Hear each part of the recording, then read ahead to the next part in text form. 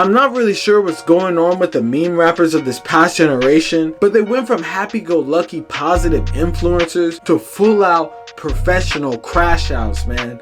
I don't know if it's some type of autism or some type of genetic defect, but all these meme rappers keep getting exposed for super fried, super sick secrets, bruh. First, it was Ugly God catching a body on some demon type shit, and then now it seems like the downfall of Lil Boom is among us. He texted me. He said, you know, Ack, I'm gonna sit or say it only to you, nobody else, and apologize to you for not telling beforehand and basically making you look stupid. You helped me through so much, and I looked at you like a big brother. I heard you say get help, but I want you to know, since that day, I've gotten help, and I've grown so much since then. I quit smoking, got off drugs, and changed my whole life around. You know they got your mans. They got your mans on assault charges. Yeah, the nigga you be hanging with. Nigga you be hanging with. Oh, it's sex offender. And he was your mans. He was your boy. I heard you grew up with him. That's crazy, man. You ain't know what he was doing? You ain't feel bad at all? Like no guilt, none of that shit? When I look back growing up, seeing Lil Boom make songs like Caillou and Sad Ninja Hours and talk about meme activities, I would have never thought that this man would be on a wanted poster for his capture in Florida for apparently being in a freakazoid scheme. That's utterly embarrassing, bruh. I swear this man crashed out in the worst way possible, bruh. Worse than anyone could have ever imagined. Lil Boom has been accused of doing some R. Kelly type timing right now. There's nowhere safe in the state of Florida. Be careful when you go outside. Hide your kids, hide your wife, because Lil Boom is on the prowl, man. You know, we gotta get into the story that might just end his career for how we know it, man, or whatever career he had left. We got to get into the story of the serial toucher of Central Florida, Lil Boom, and how his antics might have just costed him what little career he had left, man. We're gonna get into it right now, but before we do, man, you already know what we got to do, man. Like, comment, subscribe. I'm gonna need you to run up this merch, link in the description at staysafeworld.com. Man, fuck all that other shit. We on the road to 100k subscribers, man. We trying to get this by the end of the year. So make sure y'all hit that subscribe button, hit that notification bell so whenever I post, y'all are tuned in right away. Let's get into this right now, man. Let's go. Chapter 1, the rapper turned predator. It seems like nobody is safe in the state of Florida because it seems that Lil Boom, the predator, is targeting everyone from women to children in a sick attack on the public, which took place in the later parts of last year, man. Why this man chose Walmart to go about his freakazoid sessions, one could only imagine. But it seems like this man is deeply mentally disturbed. This goes to show that just because people have a large fan base and you see them on the internet and get cosigns from people like DJ Academics and others in some form of internet clout, it doesn't mean that they aren't some sort of weirdo sick toucher, man. But to better understand the allegations against Lil Boom, we gotta go through the timeline of events because the police report paints a damning picture. It was all caught in 360p footage of a Walmart surveillance camera. But if you don't know by now, Lil Boom is a SoundCloud meme rapper who had a slight buzz in the mid 2010s with songs like Caillou. Unfortunately, his career took a major downturn because his music sucks. Listening to his music, I had no doubt in my mind that this man had to be autistic, special ed, or something was just mentally wrong with him. As long as it was in good fun, you know, no one really seemed to really mind. He eventually turned his career around, I mean barely, when he turned into a streamer and had close ties with DJ Academics. You know, they did streams together. He would interview him and stuff like that. He would average, you know, a couple thousand, couple hundred viewers at a time on Twitch. And it seemed like things were good enough for him, you know, good enough for him to live in Ocala, Florida. You know, rent paid for by the internet. But it seemed that one fateful day in September, a Central Florida Walmart, everything will change for the worse. And by the looks of him deleting his Instagram, I have no doubt in my mind that this dude is probably on suicide watch. So we got to get into chapter 2, the story of the Ocala SoundCloud predator.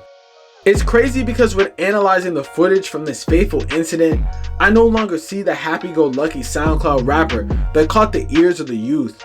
I see a Martian, Roger from American Dad looking at nigga with some type of penchant for pedophilia, preying on the innocent in a Walmart one afternoon. It all starts back in September of 2023. At the Walmart Supercenter on 2600 Southwest 19th Avenue in Ocala, Florida, when Lil Boom apparently arrives. No, he's not there shopping for groceries. Apparently, he decided to walk around with his AirPods on, searching for booties to grab. Apparently, during this time, he went around the whole store and began touching random shoppers, as you can see in this footage. Behind some videos that even show him sneaking up to people and touching them from behind like he knew them, and then looking at them after he touched them. Things went left when he touched both a mom and a daughter, and then they called the police. After arriving, the police spoke to Luis Quevedado Hernandez, who claimed his daughters were inappropriately touched by a man. Police spoke to his daughters, Natasha, who was only 10 years old, and Brislin, who was 17.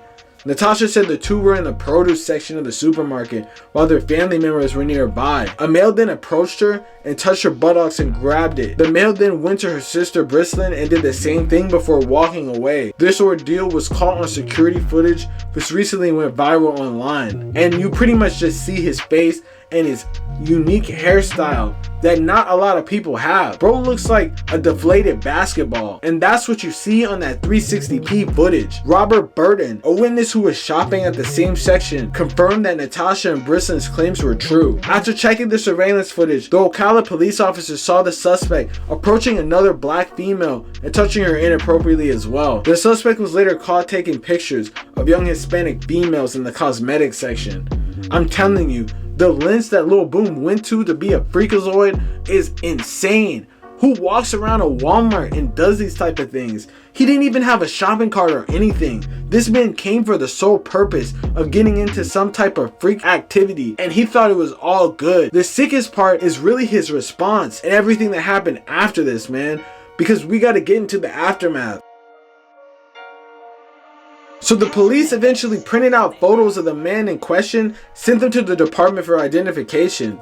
Days later, after some investigation and identification, Lil Boom was finally caught and arrested on September 23rd. The advantage of these online predators with a platform have when these type of allegations come out is a situation that is just so sick and crazy that it almost has people in disbelief. Nobody wants to initially believe that this stuff could even happen, especially with someone that you grew up knowing when it comes out initially, because it all seems so far-fetched. Like, how in the hell does somebody just decide and wake up to go to a Walmart? Not for eggs, not for bread, not to go and get a new phone or TV. Nah, bro decided to wake up one random day in September to go on a touching spree. It seems like his first instinct was to deny though. I even saw him on a comment section of No Jumper where they were showing his allegations, where he said that he was gonna contact his lawyer because it was cap. To tell the truth, technically people are considered innocent until proven guilty, but bro is totally in the system, and we could look up his paperwork right here, and it says that he was arrested for battery. It's literally this dude in the footage that you could basically see. Who else really looks like this dude? It's literally Lil Boom in the mugshot. That's number one. Number two though, it seems the police knew exactly who this guy was, and they even put the name Lil Boom in their initial police report, which just shows everyone must know that he lives in that area, and he must be a pretty known resident. Yeah, bro said he would be on a registry or something if this were to happen, but it doesn't seem like a registry is too far off if you're walking around Walmart looking for teenagers to harass. Bro, you seriously can't make this up. On top of the fact that he was initially arrested for battery, among other things, it wasn't really a sexual thing that he was arrested for, so it's not like he would be on some type of registry. Am I surprised? No. Time and time again, I swear, when you look at Lil Boom's past content, when you look at his streams or something, I swear this dude has Asperger's or bipolar disorder or some type of mental problem. He could just be some type of freakazoid. You know, it's definitely not looking good for his case. It seems that when he contacted his lawyer and used his money, he probably was able to get some type of plea deal, or they just had some type of evidence for only battery or something like that.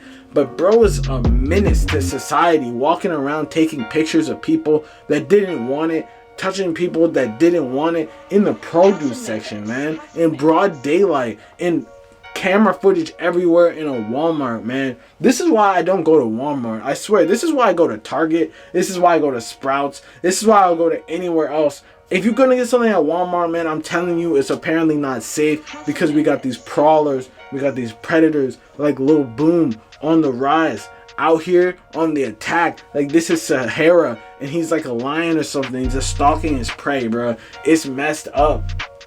And what does it say about people like DJ Academics? You know, obviously, there's no way that DJ Academics could have expected him to go do this type of freak stuff. But if he's around Lil Boom for this period of time, like, he seems to be the closest person to this man that we have seen.